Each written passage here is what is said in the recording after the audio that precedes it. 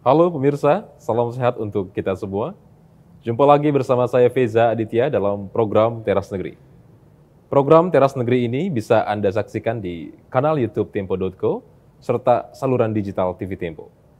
Tamu saya hari ini adalah Bapak Bupati Tanah Laut, Kalimantan Selatan, Bapak Haji Sukamta. Bapak, apa kabar? Alhamdulillah Semoga sehat. sehat selalu. Terima Alhamdulillah kasih selalu sudah sehat. datang di kantor kami di Tempo, Pak. Ya, saya terima kasih, sebuah kehormatan Terima kasih. saya untuk bisa hadir di acara yang luar biasa ini. Sama-sama, luar biasa Ya. sekali. Sebelum memulai ngobrol-ngobrol, saya akan membacakan profil singkat Bapak Sukamta. Sukamta, pria kelahiran 1963 ini mengawali karirnya sebagai staf bagian kepegawaian Provinsi Kalimantan Selatan. Perlahan Sukamta meniti karir di bagian humas, hingga akhirnya menjadi Kabag Humas Tanah Laut. Karirnya pun makin gemilang dengan menjadi Kepala Bapeda Tanah Laut, lalu menjadi Kepala Badan Perencanaan dan Pembangunan Daerah Tanah Laut. Akhirnya pada 2013, Sukamta menjadi Wakil Bupati Tanah Laut hingga 2018. Lalu bagaimana kepemimpinan Sukamta sebagai Bupati Tanah Laut ke depan?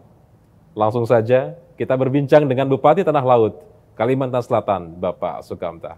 Baik Bapak, Bapak kan sudah begitu lama ya mengenal Kabupaten Tanah Laut. Pernah menjadi Wakil Bupati 2013-2018, setelah itu menjadi Bupati sampai saat ini. Lalu apa perubahan signifikan yang terjadi Pak di Kabupaten Tanah Laut yang mungkin dulu tidak ada, sekarang ada? Silakan Pak. Ya, saya di Kabupaten Tanah Laut itu sudah 37 tahun. 37 tahun berkarir di sana. Sehingga saya betul-betul mengikuti sebuah perjalanan dari kabupaten ini. Dan saya kira perkembangan sekarang sudah luar biasa. Ya. Luar biasa. Ya, karena ketika saya datang ke Tanah Laut tahun 1986, jalan provinsi kita itu baru 4 meter. Nah, sekarang sudah sangat luas sekali ya, sudah 25 meter ya kan. Jalannya sekarang semua kilometer. Bahkan sejak saya jadi Bupati Tanah Laut, kita panjang jalan kabupaten kita itu 1.800 km. Dan sampai 2022 jalan baik kita yang mantap, saya bilang kita sudah mencapai di angka 64%. Ya, 64%. Dan di 2023 ini saya kejar sehingga saya mengalokasikan dana itu lebih dari 160 miliar untuk mengejar apa? Supaya menjadi 85% jalan kabupaten mantap. Mantap ya Pak. Iya. Luar biasa. Ya, kemudian sekarang juga kemajuannya saya kira seluruh desa sekarang sudah saya pasang lampu penerangan jalan. Sehingga apa? Mereka yang tinggal di desa tidak merasa di desa, tidak ada bedanya dengan di kota.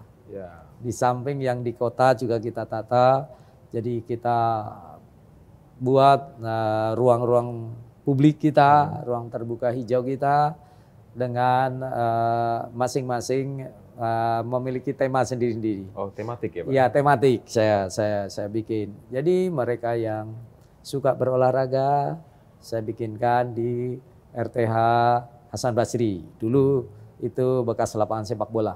Jadi sekarang di sana yang mau main mini soccer, skateboard, volley, basket, jogging track dan segala macam atau lari keliling, nah itu saya siapkan di sana. Kalau yang mau sama keluarga, ada tempat pertunjukan seni, ada di ruang terbuka publik Pasar Lawas Plehari.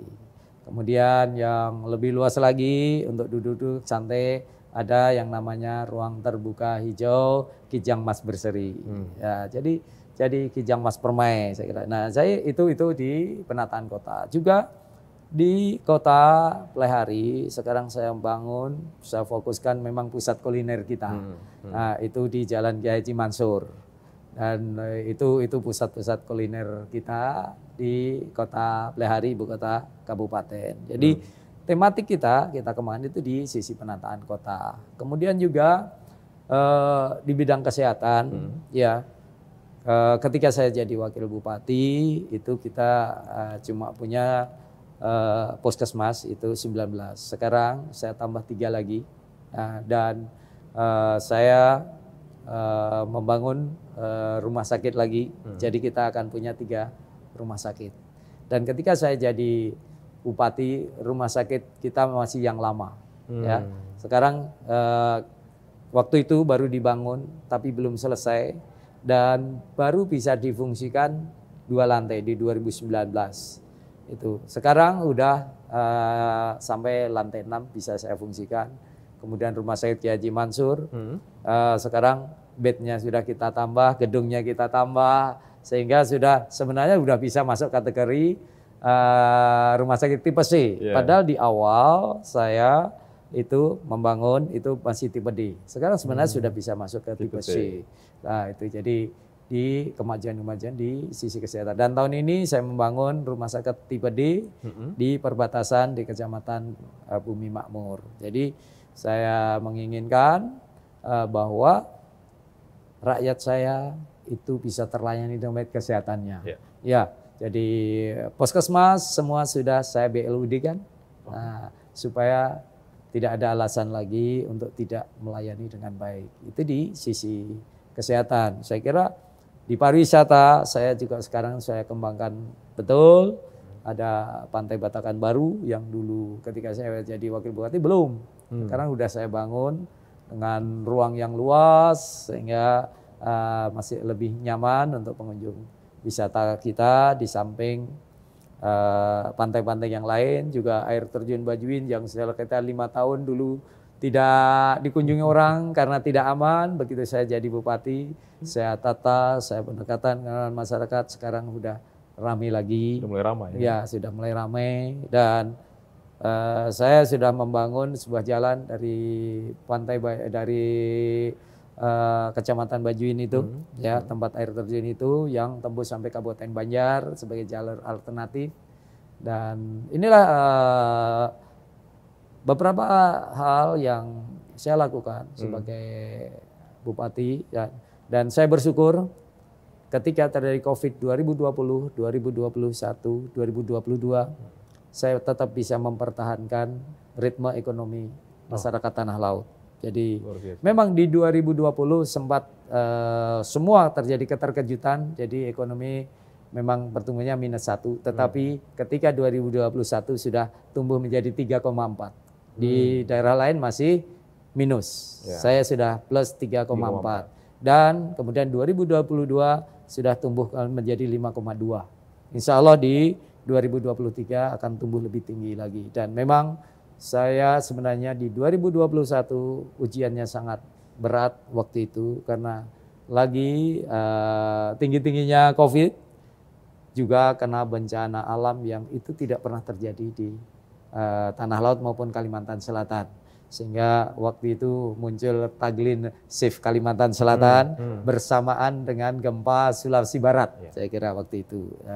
Nah ini saya kira saya bisa mempertahankan perekonomian masyarakat kita dengan kebijakan-kebijakan ekonomi yang saya lakukan, sehingga pertumbuhan perekonomian, pertumbuhan masyarakat kita juga cukup baik. Dan saya juga yang bisa saya bangga selama saya jadi bupati, saya bisa menaikkan harga karet dan harga kelapa sawit. Karena itu menjadi mata pencaharian pokok bagi rakyat kami Tanah Laut. Jadi secara ekonomi itu yang bisa saya lakukan. Luar biasa. Jadi 37 tahun dari awal sampai hari ini progresnya terlihat luar biasa. Betul. Kesehatan, pendidikan, kemudian yang lain-lainnya pun, perekonomian dan sebagainya. Betul. Artinya Bapak sudah memberikan impact yang positif. Betul. Saya selalu mengikuti perkembangan dan saya selama berkarir selalu menjadi think tanknya Pak Kepala Daerah. Ya, saya makanya kalau dilihat dari karir saya paling banyak kan di Humas. Karena saya selalu diajak diskusi oleh Bapak Bupati kala itu, sehingga saya bisa memberikan masukan-masukan, termasuk sekarang di daerah Jorong. Saya sudah memberikan masukan ketika tahun 95 itu saya sudah punya pemikiran ini harus jadikan kawasan pertumbuhan cepat antara Jorong Asam-Asam. Masuklah waktu itu di dalam Dulu namanya rencana pembangunan 5 tahunan, Ya. zaman Orde Baru waktu itu.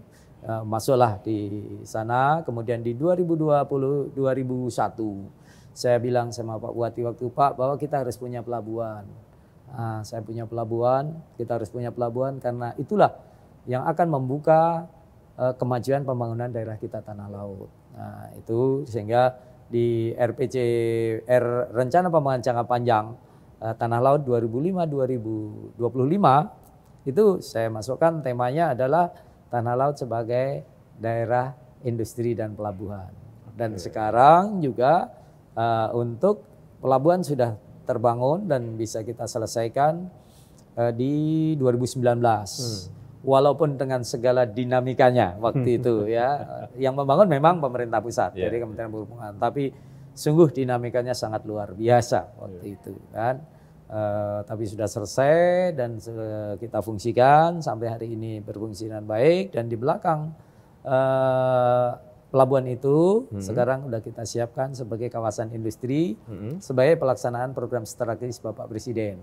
Dan itu sudah ada pengelolanya dengan luasan 958 hektar. Jadi ini nanti investasi sektor industri saya kira sudah bisa langsung masuk ke tempat sana, dan itu akan lebih aman. Karena tidak akan bermasalah dengan masalah lahan, ya, karena lahan sudah berada di tanggung jawab pengelola. Ya, jadi investasi sudah untuk Anda silakan masuk ke kawasan industri, karena untuk pintu keluar masuknya berdekatan. Kata orang kalau mau pakai conveyor pun bisa, ya, karena dekat sekali dengan pelabuhan. Ya, gitu. Baik, terima kasih Pak. Selanjutnya Pak. Pemerintah Kabupaten Tanah Laut memiliki visi untuk meningkatkan kualitas SDM dan juga pelayanan masyarakat. Nah, apa cara pemerintah untuk bisa merealisasikan ini, Pak? Betul, ya. Saya kira saya punya salah satu misi pertama kita ada peningkatan sumber daya manusia. Peningkatan sumber daya manusia kata kuncinya adalah di dua. Yang pertama adalah sektor kesehatan. Karena ini yang nanti akan menjadi modal utama. Ya. Pendidikan itu di berikutnya. Di tahap pertama harus kesehatan dulu. Ya. Karena apa? Karena nanti kalau bayi-bayi yang lahir itu tidak dalam posisi sehat betul, dalam posisi sempurna, maka pendidikan berikutnya tentu tidak akan berhasil. Nah, oleh karena itu di bidang kesehatan kita memang betul-betul selama 5 tahun saya fokus tadi. Makanya saya sediakan poskesmas, saya bangun poskes pembantu, saya bangun poskesdes, saya maksimalkan 298 posyandu kita. Karena inilah tangan-tangannya kesehatan untuk bisa mengawal masyarakat kita. Memang kesehatan kita harus memulai dari pranikah, saya katakan. Nah, harus dimulai dari sana. Nah, sehingga saya memaksimalkan dari dinas keluarga berencana, mereka dari BKKBN-nya. Mereka apa? Mereka kan punya yang namanya PIK remaja, ya. Dia punya yang namanya bina keluarga remaja, dia punya bina keluarga balita, bina keluarga lansia. Nah, inilah yang kita maksimalkan. Bina keluarga remaja, di sana kan ada orang tua, ada remajanya. Ini harus difahamkan. Persoalan nanti bagaimana ketika dia harus memasuki sebagai sebuah rumah tangga sendiri. Anak-anak muda ini harus difahamkan. Anak-anak remaja ini harus difahamkan bahwa kesiapan untuk berkeluarga itu tidak bisa dalam usia di bawah umur. Saya katakan di bawah umur, karena sekarang normalnya untuk bisa berkeluarga kan di usia 20 tahun ke atas. Anak-anak remaja itu harus dipahami. Karena persoalan utama kita adalah yang terjadi adalah banyak terjadi pernikahan-pernikahan di bawah umur. Nah, pernikahan di bawah umur nanti tentu akan menghasilkan janin yang berisiko tinggi. Yang pertama stunting. Nah, itu ancaman utamanya di situ, ya. Yang kedua, dia juga belum siap secara mental untuk berkeluarga, untuk punya anak.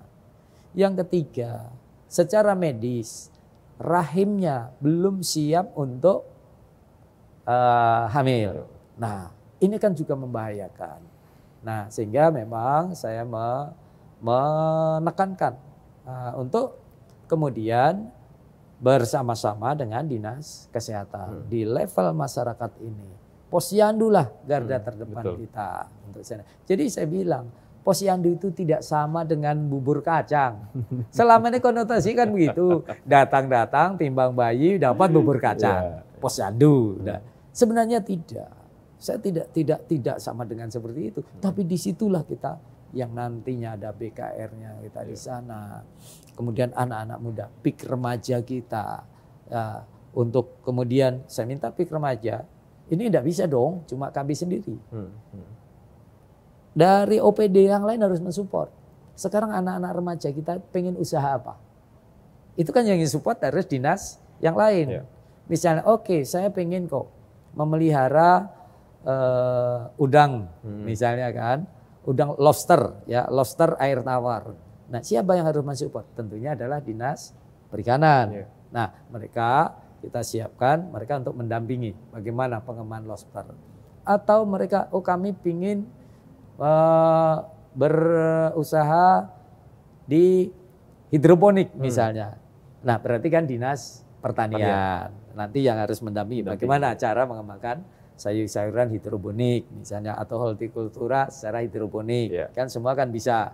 Nah, ini supaya mereka apa? Mereka membangun sebuah kebersamaan, membiasakan untuk berusaha sehingga dia tidak kemudian terjebak pada pernikahan di usia dini. Ya, ini yang harus kita cegah. Harus dimulai dari sana. Barulah nanti juga di setiap desa saya pasti minimal ada satu bidan desa. Karena apa? Karena dialah yang akan mengawal ibu-ibu hamil untuk melakukan deteksi. Ya. Betul. Apakah ibu hamil ini bayinya normal atau risiko sedang atau risiko tinggi? Ini bidan desa saya bilang kamu harus tahu. Makanya saya ketika ketemu bidan desa, yang saya tanya di sini yang pengen punya anak tahun ini berapa? Saya selalu bilang begitu. Pusnya berapa? Pasangan usia suburnya berapa? Yang pengen punya anak tahun ini berapa? Yang hamil berapa? Kemudian yang berisiko tinggi berapa? Risiko sedang berapa? Normal berapa? Karena ini ya, nanti penanganannya kan harus berbeda. Ya, harus berbeda ini.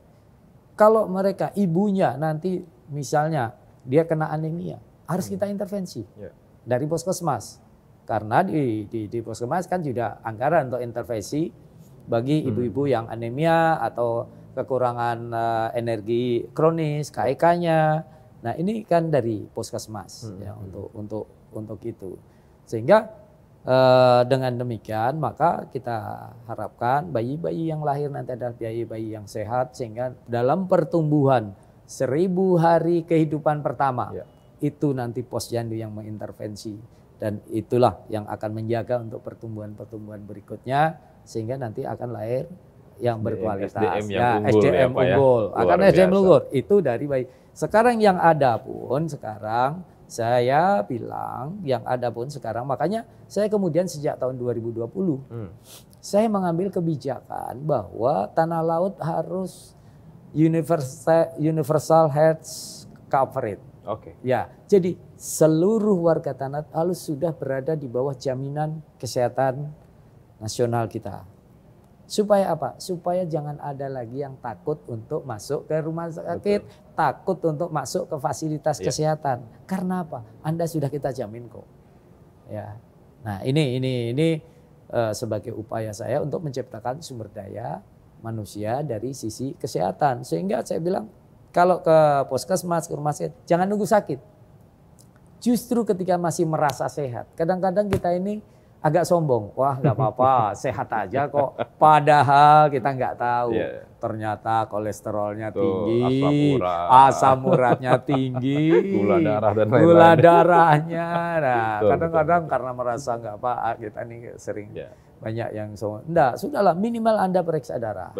Nah itu supaya Anda tahu, ya karena itu ibaratnya deteksi dan semua tidak perlu bayar, saya bilang. Nah, tindakan-tindakan preventif itu harus tetap kita dahulukan. Itu. Nah, barulah nanti ya masuk ke sisi ke pendidikan kita. Nah, pendidikan kita sekarang itu ada tren yang berubah. Apa itu, Pak? Kalau dulu itu kan orang berebut sekolah ke sekolah-sekolah negeri. Oke. Ya, di Tanah Laut ada sebuah tren yang berbeda sekarang.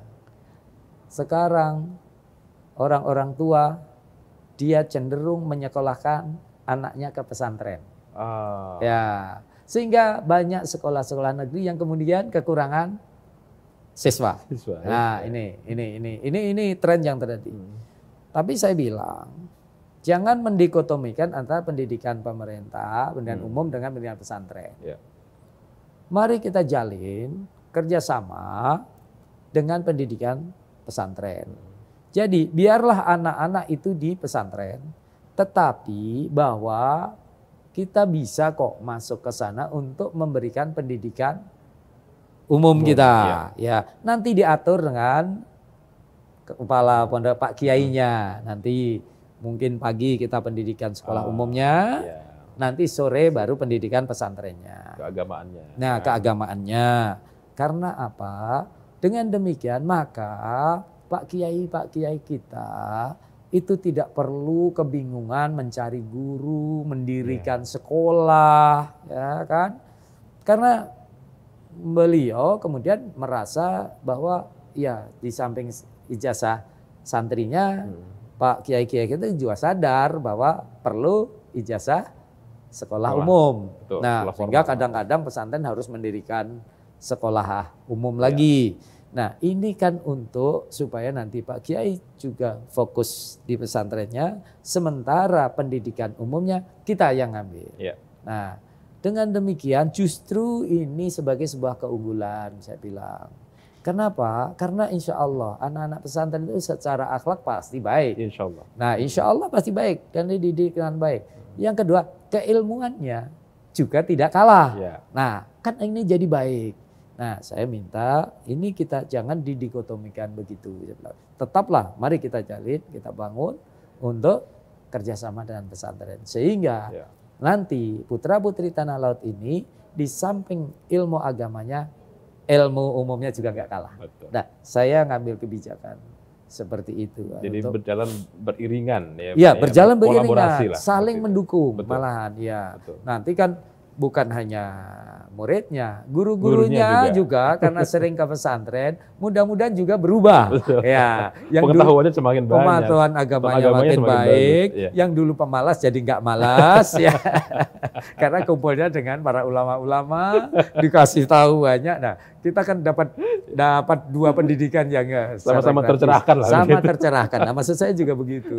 Ya, artinya sekolahan kita tidak kehilangan murid juga. Tetapi pondok pesantren juga tidak terbebani dengan biaya tambahan harus membuat sekolah umum. Nah, itu. Baik. Ya. Selanjutnya Pak, dalam hal perekonomian, sektor-sektor apa saja yang sebetulnya yang paling potensial dan menarik bagi investor? Silakan Pak. Ya, sekarang kita punya, ya kita bahwa Tanah Laut, corporate saja sudah punya lahan sekitar 84 hektar. 84.000 hektar itu dikuasai corporate. Iya, dikuasai corporate. Yang dikuasai oleh masyarakat itu sekitar 15.000. Jadi ada sekitar 100.000 hektar itu kebun kelapa sawit. Nah, ini sehingga saya kira ini satu potensial. Saya menginginkan ada investasi sana yang nanti janganlah selama ini kan sawit keluarnya CPO. Betul. Ya, jangan keluar CPO lah. Nanti udah keluarnya sabun mandi atau pasta gigi atau apa. Siap pakai lah. Ya, gitu. Yang jelas ada industri turunannya. Karena sawit itu kan ada 153 jenis turunannya kan. Betul. Nah, saya kira ini cukup bisa investasinya. Kemarin kita bersama Pak Menteri Koperasi kita mencoba untuk membuat turunannya lewat sebuah koperasi dengan membuat nanti pabrik minyak makan merah. Ya, itu yang paling sederhana. Ya, walaupun kapasitasnya 10.000 ton, tapi itu kan nanti insya Allah masih bisa mencukupi untuk kebutuhan Tanah Laut saja. Nah, mungkin industri turunan yang lain masih silakan, ini potensi-potensi kita. Kemudian kita juga punya kebun karet ya, sebagaimana saya katakan itu bagian dari mata pencaharian andalan perekonomian masyarakat kita. Nah tahun ini insya Allah oleh Kementerian Koperasi sudah dibangunkan pabrik karet yang nanti hasilnya adalah SIR 20. SIR 20 itu sudah bisa masuk ke industri ban seperti Gajah Tunggal ya. Kemudian Goodyear itu SIR 20 ya, sudah mau seperti itu. Jadi ini potensi. Yang kedua adalah potensi pariwisata kita. Tanah Laut saya kira punya potensi wisata yang cukup kompleks. Garis pantai kita aja itu ada 200 km. Ya, sekarang wisata yang terkelola dari 200 km itu baru ada Pantai Takisung, Pantai Batakan Baru, Pantai Asmara, ya, dan Pantai Suarangan baru 4. Masih ada yang belum terkelola dengan baik. Ada yang namanya Pantai Sabuhur, ya, yang itu cukup baik, tapi memang dia berada di kawasan Suaka Marga Satwa, secara eksotis tersendiri kan. Dan kalau ke sana harus susur sungai dulu, melewati tengah hutan-hutan kan, seperti itu. Dan sana buayanya banyak. Tetap harus berhati-hati. Nah, tapi lebih bahaya buaya yang di darat. Luar biasa. Betul Mas. Buaya yang ada masih bagus. Kalau kita mancing udang ya dia sekedar lewat-lewat aja. Ya, mungkin dia bilang assalamualaikum Pak Kapta, mungkin selamat begitu. Pagi, selamat pagi. Baik Pak, kita sudah ada di penghujung acara, tidak terasa. Gitu ya. Jadi saya persilahkan kepada Bapak untuk memberikan pernyataan penutup, aspirasi, harapan, dan apapun lah yang ingin Bapak sampaikan untuk kemajuan dan kepentingan masyarakat Kabupaten Tanah Laut. Monggo Pak. Ya, harapan saya sudah menyiapkan kawasan industri sebagai salah satu program strategis nasional seluas 958 hektar. Maka kami berharap berinvestasilah di Tanah Laut. Ya, karena sudah ada pengelolanya sehingga itu akan lebih aman karena tidak akan bersinggungan lagi menyangkut masalah lahan dengan masyarakat. Semua sudah berada di bawah tanggung jawab pengelola. Jadi jangan takut untuk berinvestasi di Tanah Laut. Di bidang hilirisasi perkebunan, hilirisasi tambang, ataupun yang lain, kami harapkan bisa untuk datang ke Tanah Laut. Perizinan tentu kita berikan kemudahan dengan sistem insentif yang juga akan kita berikan untuk bisa datang ke Tanah Laut. Dan kami sudah menyiapkan rencana detail tata ruang kita, Kecamatan Takisung sebagai sentra wisata kita, sudah tayang di OSS, kemudian untuk Kecamatan Plehari yang sudah dan Kecamatan Batirati sudah di pintunya OSS, kemudian kemarin sudah saya selesaikan lintas sektor, tinggal verifikasi untuk kemudian masuk ke OSS itu Kecamatan Jorong dan kawasan sekitar kawasan industri Jorong. Dan kemudian akan kita selesaikan tahun ini ada untuk lintas sektor nanti Kecamatan Penyipatan, Kecamatan Tambang Ulang, dan Kecamatan Kintab. Jadi dari 11 kecamatan saya tinggal insya Allah 2024 selesai 4 kecamatan aja lagi. Jadi dengan ada RDTR saya kira investasi tidak perlu ragu-ragu untuk datang ke Tanah Laut. Jangan ragu untuk berinvestasi. Jangan ragu untuk berinvestasi di Tanah Laut. Tanah Laut cukup dekat dengan IKN. Ya. Kita punya fasilitas pelabuhan. Luar biasa itu poinnya. Itu poinnya menarik. Iya. Luar biasa. Makanya untuk mensupport IKN berinvestasilah di Tanah Laut. Ya. Oke. Baik, terima kasih luar biasa sekali Pak Sukamta. Pemirsa Teros Negeri, kami akan kembali berbincang dengan sejumlah kepala daerah yang tentunya banyak memberikan inspirasi untuk kemajuan negeri. Saya Feza Aditya beserta kru yang bertugas pamit undur diri dan sampai jumpa.